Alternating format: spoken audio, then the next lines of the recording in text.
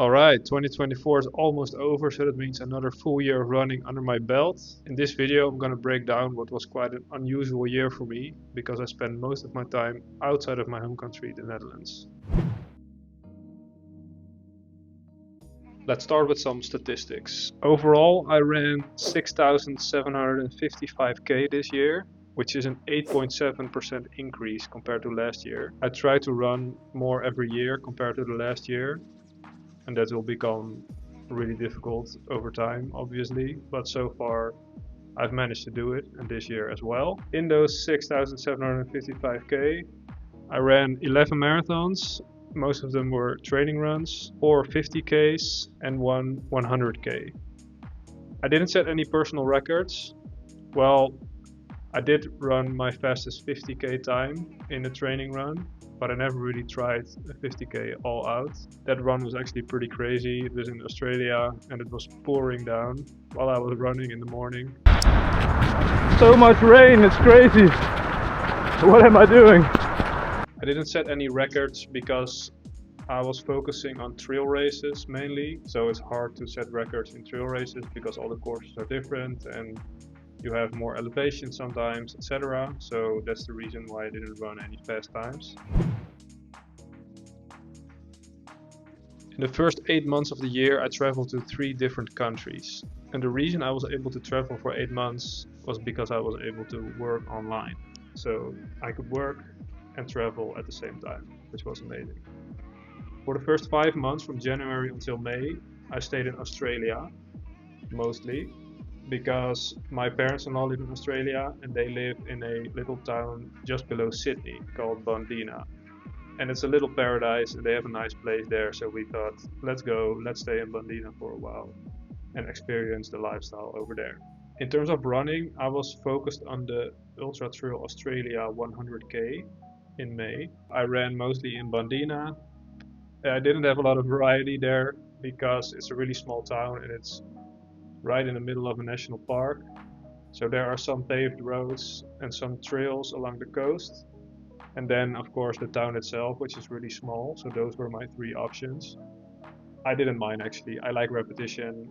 Once I have a few good options to run, I will just take those routes again and again because I know what to expect. So I ran along the coast, I ran on the paved roads, and I ran in the town itself. And I actually really enjoyed it because it was so simple. In January, I felt great. I ran 700k, so that is a big volume month. I just really enjoyed the sunshine, the national park, being in Australia, and not being in the Netherlands during the winter times. That was really nice. Then in February I ran 371k because I had a little issue with my ankle. So I was running on rocky terrain a lot in the national park and my ankle's not really used to that because you make a lot of different movements compared to when you're running on paved roads. In the end I had to take 1.5 weeks off completely. I did some biking through the national park, which was really nice as well. And then I could continue my training. In March I ran 684 kilometers and I also traveled to New Zealand. Do I need to say more? I mean, New Zealand was amazing. I spent 3 weeks in New Zealand driving across the southern islands. So we saw most of the southern islands and we loved it. We felt at home immediately when we arrived there. We rented the car, booked some Airbnbs. I ran a lot, explored all different kinds of places. It was amazing. I also ran a 50k in New Zealand, which was quite an experience. That's where I earned this medal. I actually became second in this 50k. It was a mountain race, so a lot of elevation. It was my first big mountain race. So I was pretty happy with becoming second, even though I fell after 10k already. Almost 10k into the race. I already fell. And I hurt my knee. But luckily I could continue running after the race and didn't cause any issues further on. In April I was back in Australia and I ran 716k, so that was a good month. I felt good. And I did one race in April as preparation for the UTA 100. I did a marathon in a town called Newcastle. I ran a 2:47 marathon over there. I thought it would be a good training run for the 100k, and I like to do races every now and then, so that's why we went to Newcastle. So that was a good month overall. In May, I ran the UTA 100. I don't even know where to start because it was such a cool experience. First of all, because the course of the UTA is in the Blue Mountains, right next to Sydney in a national park. And it's beautiful over there. It's such a cool area to run in.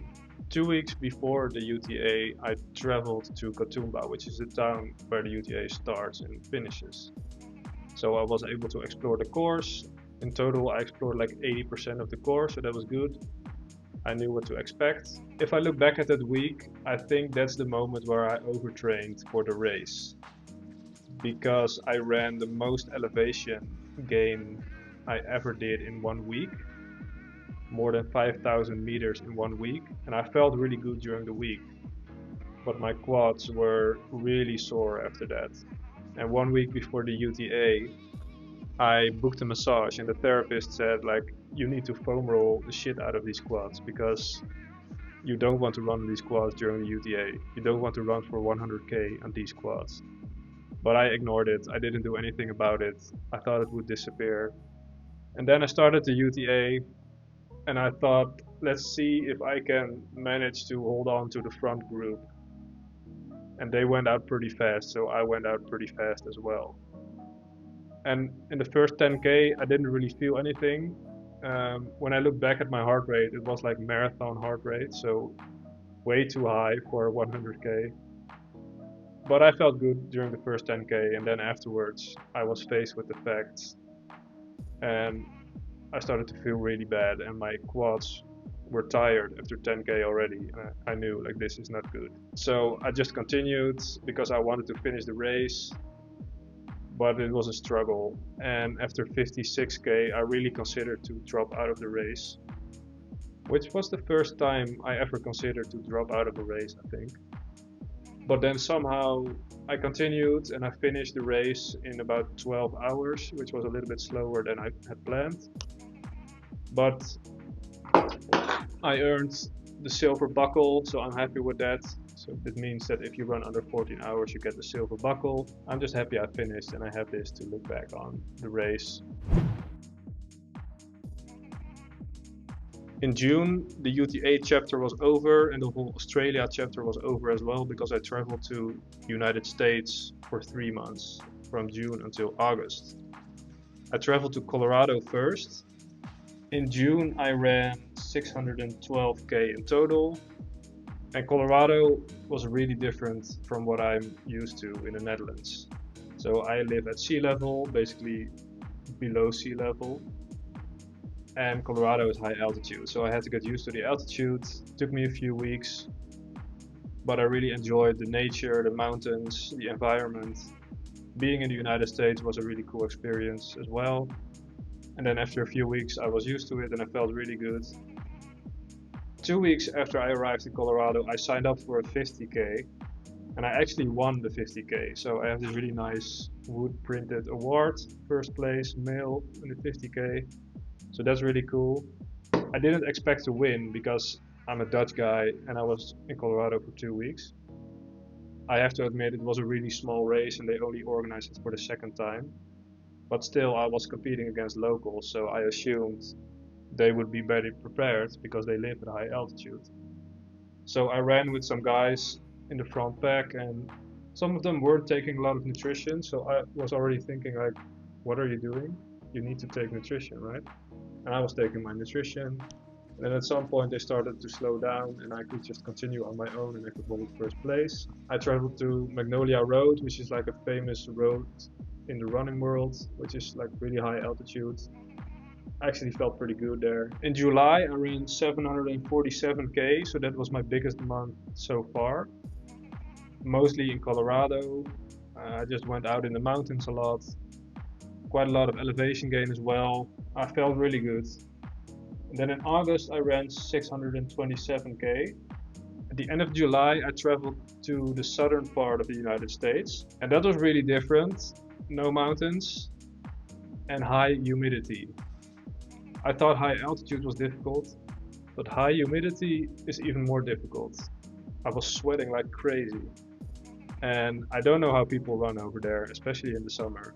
I admire them, to be honest, after running there for a few weeks. So I spent most of August in the southern part of the US as well. I didn't do any races. There weren't a lot of races, and I can understand that because of the humidity in the summer. You don't want to race in those conditions. I did do some long runs and some marathons on my own because I signed up for a race in September in the Netherlands because I knew I would be back in the Netherlands by then. So I was training pretty hard for that race. It was a 100k race. At the end of August, I traveled back to the Netherlands after traveling for 8 months. Now, if I look at my stats, things were going downhill from here. In September, I only ran 62k for the whole month because I had a pretty bad injury after traveling back to the Netherlands. So I'm pretty sure I know the reason for that injury. So as I've said, I was training for a 100k race in the Netherlands, and the week before traveling back on Sunday was like my biggest week before the race, before I started tapering down. And on Friday and Saturday I ran back-to-back marathons, and the one on Saturday was pretty fast. It was like 2:54 marathon.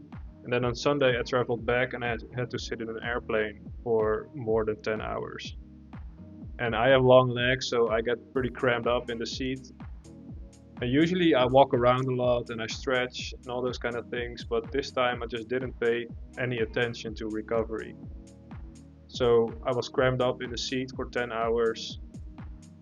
And then I did some runs being back in the Netherlands, but after 2 runs I could feel like a sharp pain in my ankle and I couldn't even walk properly.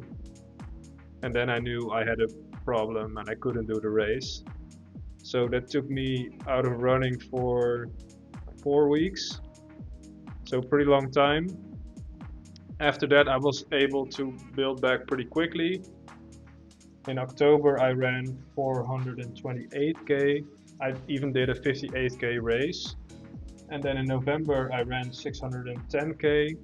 At the end of November I did a marathon in the Netherlands, 2:47 marathon. I knew I couldn't run a PR or anything, but I was still pretty happy with that time. It was also very windy, and I got second place and I won some prize money, so that's always good. So November was a pretty good month, and now in December I'm close to 600k and I will probably end around 700k. So that's good volume again, and I'm completely recovered from the injury in September. The last 4 months have been a struggle. I really had to get used to being back in the Netherlands and running in the Netherlands because I really like to run in the mountains and in nature, and there isn't a lot of that in the Netherlands. At the same time, I'm just grateful I had the opportunity to travel for 8 months and to have all those experiences. I didn't set any records this year, but I had so many amazing experiences. I discovered so many new places. I met amazing people, and that's what's most important. I don't know if I will beat this year in terms of running and overall experience, but who knows? You never know what happens. In my next video, I will talk more about my plans for 2025. 2024 was also the year that I started creating videos about running. I started at the same time that I was traveling to Australia. So I started in January. My first video was really awkward. I was talking about how I was going to train for the UTA, and I became pretty consistent with making videos. After the UTA, I kind of lost that consistency. I did create some videos, but I didn't really like them, to be honest. But I really like the creative process of making videos, and I do plan to keep on creating videos in the next year. So if you have been watching my videos this year, thanks so much for the support and all your nice comments.